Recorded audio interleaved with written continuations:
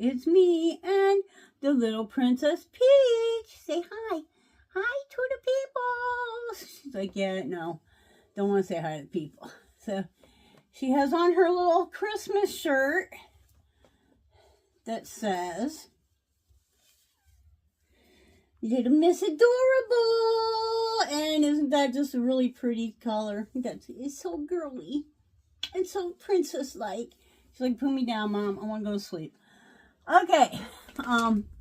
She got that for Christmas from Mountain Girl, Christine. So, thank you, Christine. And you can see she's wearing her little thing. My whole thing is a little lopsided here, but we're not going to fix it because that's not what we're here for. Masking today. Grab your mask, cup of coffee, whatever. Don't forget to check out the playlist. We're going to use the honey potion from pharmacy. We have been using this a bit, and we're actually starting to get, look, we actually hit pan. It's a warming mask. It's been a little chilly here at night, so I think a warming mask might be nice, you know. And while we're masking, we are going to get into our Holy Bible.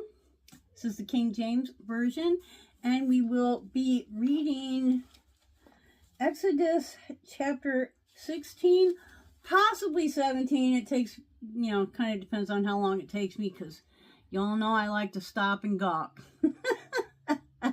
So hang out. We'll be right back.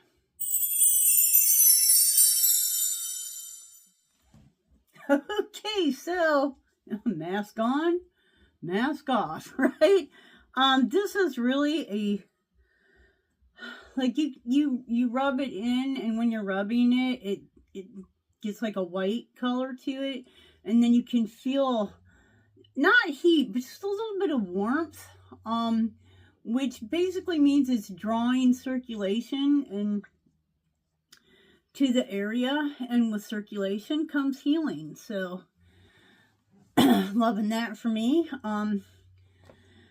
I use this mask every couple of weeks or so, sometimes not that often, but you can wash it off when you're done, but I normally just, you know, maybe wipe it off and then rub in any residue, and my face really likes this mask. It really likes this mask.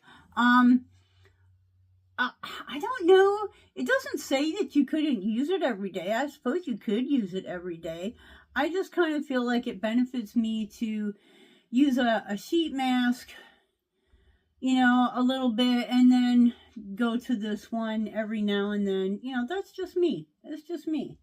Okay, so let us get into God's Word. I'm hoping this touches someone out there, but even if it doesn't, I need to read this Bible. I have loved Jesus for my entire life, and I have never read his book. So it's time. And doing this on Mass Monday keeps me, makes me do it. You know, what am I going to do this week? Well, I'm going to read the Bible. So, chapter 16 in Exodus, which is about Moses. Let's read the last verse in chapter 15. And they came to Elim, where were 12 wells of water, and 70 palm trees. I think that means 30. And they encamped there by the waters. Chapter 16. And they took their journey from Elim, and all the congregation of the children of Israel came into the wilderness of Sin. Yeah, it's Sin, S-I-N, which is between Elam and Sinai. On the 15th day of the second month after their departing out of the land of Egypt. I got to change hands here. I need You get a little table or something to set right here, right? And the whole congregation of the children of Israel murmured against Moses and Aaron in the wilderness. And the children of Israel said unto them, Would it to God we had died by the hand of the Lord in the land of Egypt, when we sat by the flesh pots, and when we did eat bread to the full. For ye have brought us forth unto this wilderness to kill this whole assembly with hunger. Wow. So, that sounds a little entitled to me. I know I have had some major accomplishments in my life, but it took some sacrificing in other areas of my life to attain those accomplishments. I mean, if you don't sacrifice for something, is it really worth it to begin with? I think it just makes it more closer to your heart if you had to give up something else. Does it make sense? Okay, that's just how I'm seeing it. And no. Then said the Lord unto Moses, Behold, I will rain bread from heaven for you, and the people shall go out and gather a certain rate every day, that I may prove them whether they will walk in my law or no. In other words, I think, my words here, even if you don't believe, if you don't love our Lord, He still loves you, and He wants to take care of you. He wants to. And it shall come to pass that on the 6th day they shall prepare that which they bring in, and it shall be twice as much as they gather daily. Woo! And Moses and Aaron said unto all of the children of Israel at even, I think that means like evening, at even, then ye shall know that the Lord hath brought you out from the land of Egypt. And in the morning then shall you see the glory of the Lord, for that He hear your murmurings against the Lord. And what are we that you murmur against us? And Moses said, This shall be, when the Lord shall give you in the evening flesh to eat, and in the morning bread to the full, for that the Lord hears your murmurings, which you murmur against Him. And what are we? For your murmurings are not against us, but against the Lord. And Moses spoke unto Aaron, Say unto all the congregation of the children of Israel, Come near before the Lord, and He hath heard your murmurings. And it came to pass, as Aaron spoke, the whole glasses thing, right? As Aaron spoke unto the whole congregation of the Lord of Israel, backtrack. And it came to pass, as Aaron spake unto the whole congregation of the children of Israel, that they looked toward the wilderness, and behold, the glory of the Lord appeared in the cloud. This is why I need to read the Bible, because I don't remember this from Sunday school. And the Lord spoke unto Moses, saying, I have heard the murmurings of the children of Israel. Speak unto them, saying, At even ye shall eat flesh, and in the morning ye shall be filled with bread, and you shall know that I am the Lord your God. And it came to pass that at even the quails came up and covered the camp, and in the morning the dew lay round about the host. And when the dew that lay was gone up, behold, upon the face of the wilderness there lay a small round thing, as small as the hoar frost on the ground. It would be good to know what that is. I'm sure that made perfect sense to the people that wrote this. And when the children of Israel saw it, they said to one another, "It is manna." For they wist not what it was. And Moses said unto them, "This manna is like fodder." It's nourishment. "This is the bread which the Lord hath given you to eat. This is the thing which the Lord hath commanded. Gather of it every man according to his eating, an omer for every man according to the number of your persons. Take ye every man for them which are in his tents." And the children of Israel did so, and gathered some more and some less. And when they did meet it with an omer, he that gathered much had nothing over. Ooh, yes, Lord. And he that gathered little had no lack. They gathered every man according to his eating. So, if you were being greedy when you ran out, you ran out. Don't go there. But if you were being sparing and only taking what you should, there was more than you needed, more than enough. And Moses said, "Let no man leave of it till the morning." Notwithstanding, they hearkened not unto Moses, but some of them left of it until the morning, and it bred worms and stank, and Moses was wroth with them. And they gathered it every morning.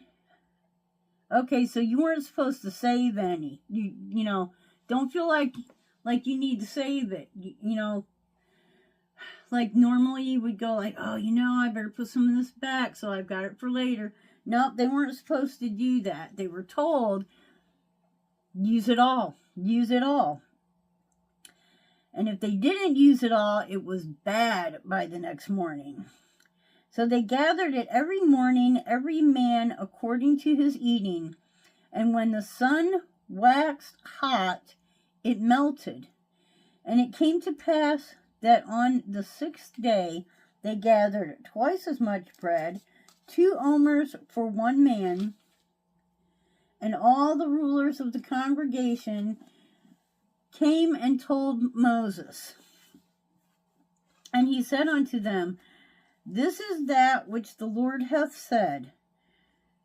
Tomorrow is the rest of the holy Sabbath unto the Lord. Bake that which you will bake today, and see that you will seethe, and that which remain over lay up for you to be kept until morning." Okay, so the day of the Sabbath, like that night before, they were going to put some back to save up for the next day. Okay. And they laid it up till the morning as Moses bade, and it did not stink, nor was there any worm in it. And Moses said, "Eat that today, for today is a Sabbath unto the Lord, and today ye shall not find it in the field. 6 days shall you gather, but on the 7th day, which is the Sabbath, in it there shall be none." And it came to pass that there went out some of the people on the 7th day to gather, and they found none. And the Lord said unto Moses, "How long refuse ye to keep my commandments and my laws? See, for that the Lord hath given you the Sabbath. Therefore he give you on the 6th day the bread of 2 days. Abide ye every man in his place, and let no man go out of his place on the 7th day." So the people rested on the 7th day. And the house of Israel called the name thereof manna, and it was like coriander seed, and white and the taste of it was like wafers made with honey. Okay. And Moses said, this is the thing which the Lord commands. Fill an omer, O-M-E-R, fill an omer of it to be kept for your generations, that they may see the bread wherewith I have fed you in the wilderness, when I have brought you forth from the land of Egypt. And Moses said unto Aaron, take a pot, put in an omer full of manna therein, and lay it up before the Lord, to be kept for your generations. As the Lord commanded Moses, so Aaron laid it up before the testimony to be kept. And the children of Israel did eat manna 40 years, until they came to a land inhabited. Okay. And the children of Israel did eat manna 40 years, until they came to a land inhabited. They did eat manna until they came unto the borders of the land of Canaan. Now, an omer is the 10th part of ephah. Chapter 17. I think we can squeeze this one in. And all the congregation of the children of Israel journeyed from the wilderness of Sin after their journeys, according to the commandment of the Lord, and pitched in Rephidim, and there was no water for the people to drink. Wherefore the people did chide with Moses, and said, give us water that we may drink. And Moses said unto them, why chide ye with me? Wherefore do ye tempt the Lord? And the people thirsted there for water, and the people murmured against Moses, and said, wherefore is this that thou hast brought us up out of Egypt, to kill us and our children and our cattle with thirst? I tell you what, these people are not... Lord, I understand why you must lead them, because common sense is not within them at this point. Moses cried unto the Lord, saying, what shall I do unto these peoples? They be almost ready to stone me. And the Lord said unto Moses, go on before the people, and take with thee of the elders of Israel, that they and thy rod, wherewith thou smotest the river, take in thine hand, and go. Okay, so basically take your rod and take, the elders, and this is the same rod that you used to split the waters on the river. Behold, I will stand before thee there upon the rock in Horeb, and thou shalt smite the rock, and there shall come water out of it. I've heard of this rock. I didn't know that this was, I thought it was a different thing, but I've heard of this rock.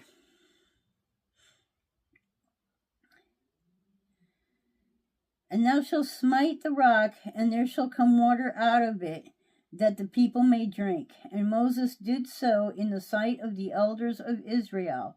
And he called the name of the place Mashah and Meribah, because of the chiding of the children of Israel, and because they tempted the Lord, saying, is the Lord among us or not? Then came Amalek and fought with Israel in Rephidim. And Moses said unto Joshua, choose us out men, and go out, fight with Amalek. Tomorrow I will stand on top of the hill with the rod of God in my hand. So Joshua did as Moses had said to him, and fought with Amalek. Amalek. And Moses, Aaron, and Hur went up to the top of the hill. And it came to pass, when Moses held up his hand, that Israel prevailed. And when he let down his hand, Amalek prevailed. But Moses' hands were heavy, and they took a stone and put it under him, and he sat thereon. And Aaron and Hur stayed up his hands, the one on the one side and on the other, and the other on the blah blah blah. The one on the one side and on the other side. Blah blah blah blah blah blah blah. And his hands were steady until the going down of the sun. So they held, because when he was, we're winning. Okay, we're losing. We're winning. Okay, we're losing. So the other two guys just kind of supported his arm so that they could continue to win. And Joshua discomfited Amalek and his people with the edge of the sword. And the Lord said unto Moses, write this for a memorial in a book, and rehearse it in the ears of Joshua, for I will utterly put out the remembrance of Amalek from under heaven. Wow. And Moses built an altar and called the name of it Jehovah Nissi. For he said, because the Lord hath sworn that the Lord will have war with Amalek from generation to generation. And then begins chapter 18. The thing about Canaan is, Canaan, I believe, is the descendants, the Canaanites. They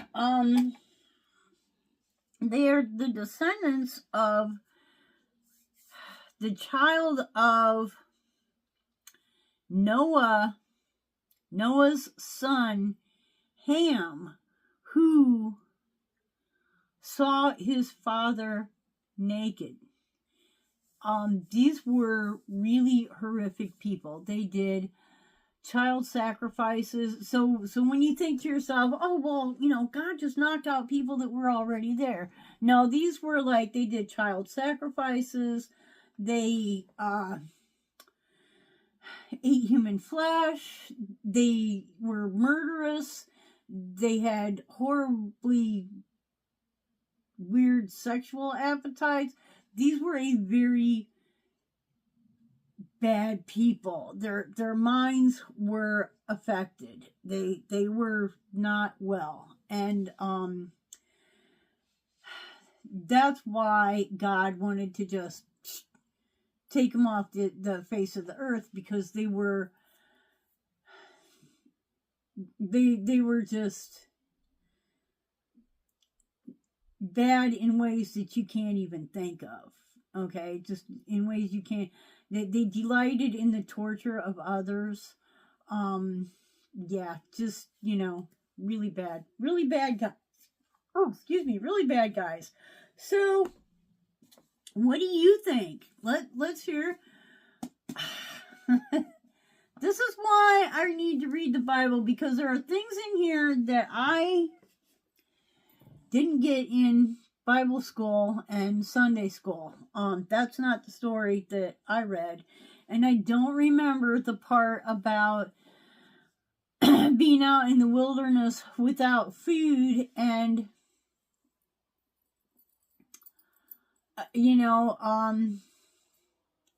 them complaining, and then look, there's going to be bread every morning. There's going to be food every night. Don't take more than you can eat. Don't save it. Just take what you and your home can utilize, and then there will be more the next day. And I don't remember that happening to my knowledge, but even if I did know it before, it's good that I know it now. Also, the part about the Sabbath, I don't think that it's so much about, okay, this is the one day of the week that everybody needs to take off. Everybody in the whole world needs to take off this one day. I think what it's really saying is, out of 7 days, you need to take one off. it doesn't matter what day it is. You just, one of those days needs to be a day of rest, a day of Sabbath, a day of rest, a day that you're not, because, and this is, anybody who's worked a job knows, if you work 7 days a week all the time, you just killing yourself. You just killing yourself. All work and no play makes Jack a dead boy. Okay. Anyways, you're making yourself a slave. You're making yourself a slave to money and work when you do that 7 day a week thing. It's crazy. Don't do it. Take a day. Take a day to do a mask. Go to a spa. Relax. Take a day. I mean, obviously, in this day and age, everybody, the world can't just shut down on Saturday or Sunday. People have to have different days off so that the world can continue to function.